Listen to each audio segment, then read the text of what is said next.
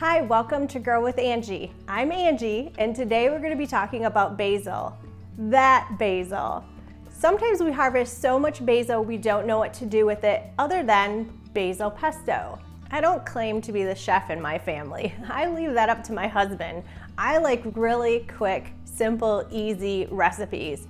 Today I'm going to show you 4 really easy, simple things on how you can prepare and use your basil. And if you stick around to the end of the video, you just might get a 5th bonus.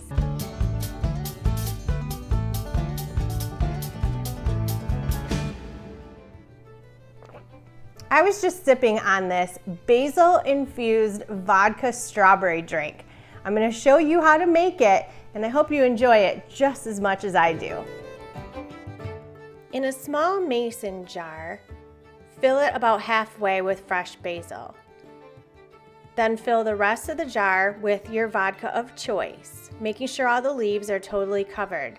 Leave this in the refrigerator for 2 to 3 days for full infusion. Separate the vodka from the basil leaves by running it through a strainer. Get yourself some strawberries from the grocery store, fresh from the garden, or you can even use frozen. Remove the tops, cut it into little pieces, and muddle the strawberries. Add 1 shot of the basil infused vodka. Add ice cubes and club soda. Garnish it with more fresh basil, or you can put this in the refrigerator for 2 to 3 hours if you want a stronger strawberry flavor. Enjoy! Have you ever heard of basil ice cubes? These kind of ice cubes? I know they don't look very pleasant, but I promise you, it's a really great way to preserve your basil and use it while you're preparing your meals. You need extra virgin olive oil, some ice cube trays, and fresh basil, about 2 to 3 cups for 1 tray of ice cubes. Add your oil and start to blend. Watch the consistency to make sure it's getting smooth.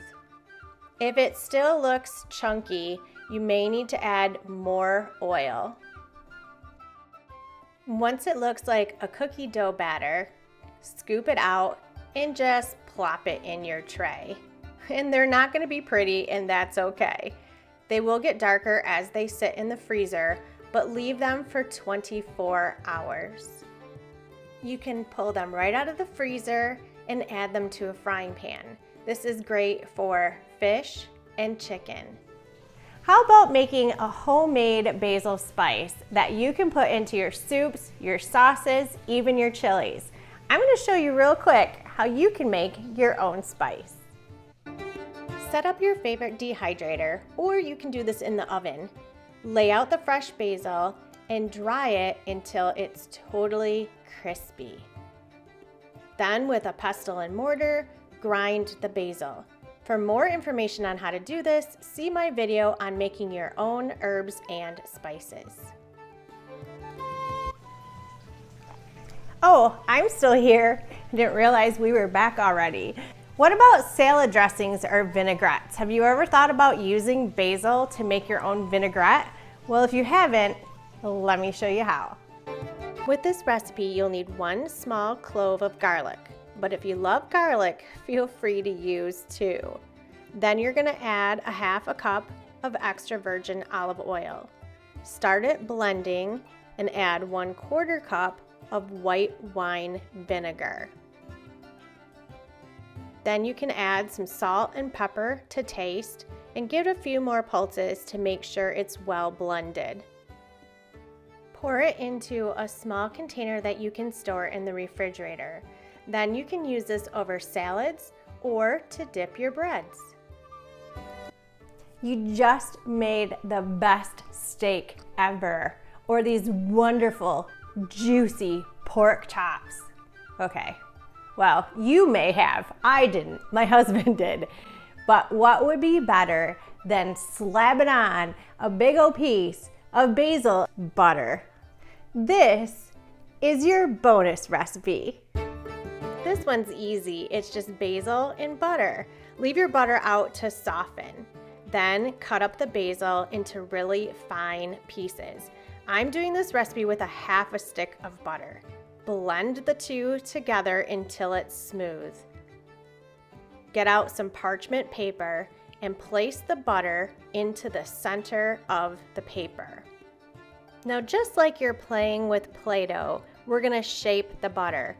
You can make this into any shape you want. I'm just looking for a small tube of butter. I'm gonna roll it and push it into the parchment paper. This is the fun part. Be creative and make it however you want.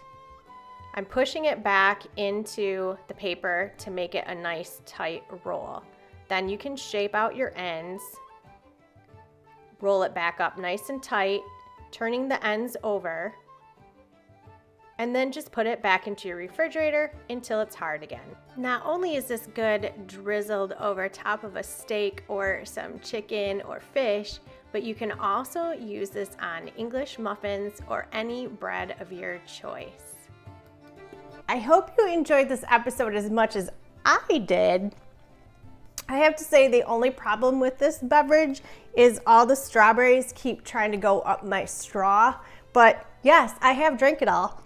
If you haven't hit the subscribe button yet, please do and become a part of the Grow with Angie community.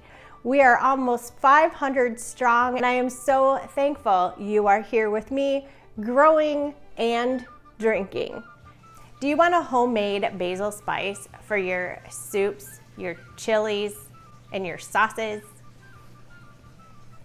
Let me show you.